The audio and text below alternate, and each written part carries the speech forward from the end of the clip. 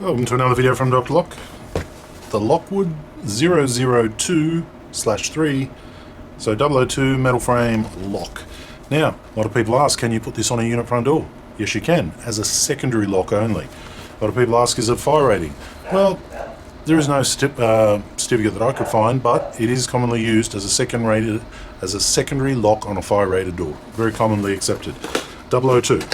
If you want a fire rating certificate, you can go with the Carbine Alpha, which also has a similar configurations and is available in our lock shop. But for all purposes of looking over this lock here, you have your cylinder, which is a 5-pin inline cylinder with mushroom pins. It means it's harder to pick. You get 2 keys in the typical Lockwood new configuration shape. Cool. You get a little bit of cardboard. That's our main lock there. There's our instructions. Look at my other video for how to install a 001. It's exactly the same. You have your front rose on the front. That goes through on the front like so. And it looks like that. Two-tone, I like to call it. 2 colours, two-tone. You can tell this type of lock by the laser engraving on the front. Older Lockwoods were generally punched in. The brand name was punched in, so it was indented, like this is here. This is flat, so this is laser engraved. Okay, looking at the strike here. So this is for a metal frame. If you're not sure if you've got a metal frame, open the door and have a look around the edge of the frame on the inside. Just tap it and you'll hear it's either metal or wood. Some frames actually do have a wooden architrave around them, confusing customers. Okay, your frame strength, let's start that again. Metal frame cage or metal frame strengthener. Okay, 3 screw holes, and these 3 screws are here. They're the big ones. 1, 2, and 3. Okay, these screws here, which are important, which have the smaller head, they're your cylinder screws. They go here. Let's put them there for now so we don't lose them. They go there. Oh, losing some of the rubbish. They go there like so. Okay. Then you have 2 metal screws, which are used to go through this frame strengthener, striker plate, metal frame striker strengthener plate, something like that. They go there. Once that's fitted onto the frame, you then come through and you secure it like that. We can put them in there just to give you reference where all the screws go. Okay, like that, like that. That's a nice exploded diagram. And then we have 4 screws left. So not really a complex lock. We'll take it out of its bag. We'll do it on the rice paper. Okay, one more difference from the 001 to 002 is there is no internal cylinder. If you wish to have the lever and you want the internal cylinder, it's still called a 001. It's called a 001 lever. If you have no internal cylinder on the inside, it's a 002.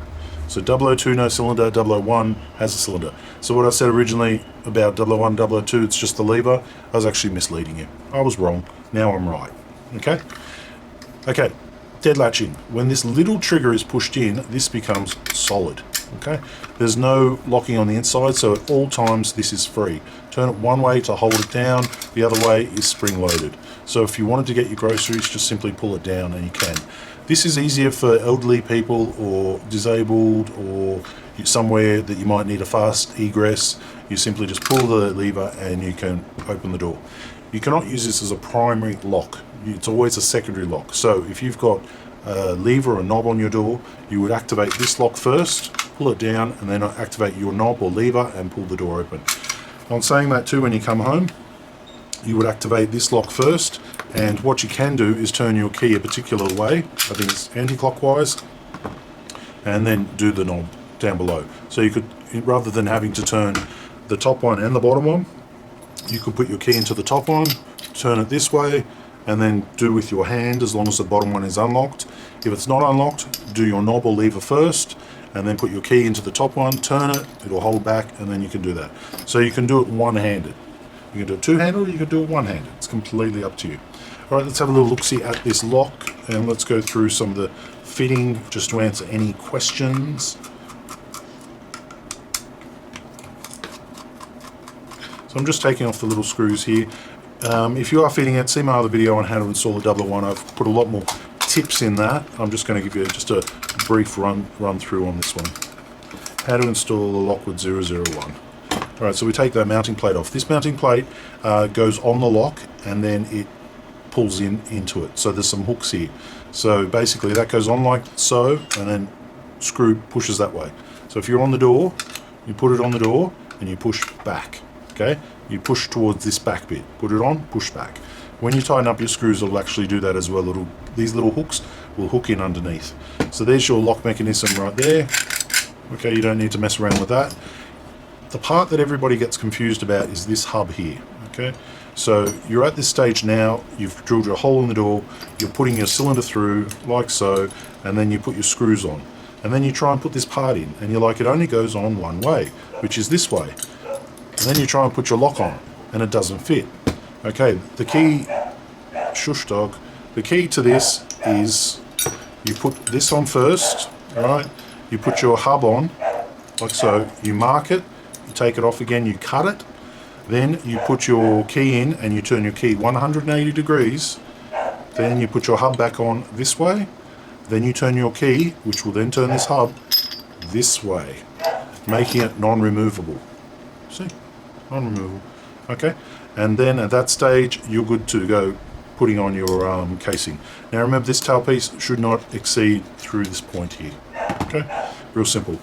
And then, yeah, you put it back on your cage like so. You put your screws back in the edge. Test it with your key that your key is working and that you can remove your key.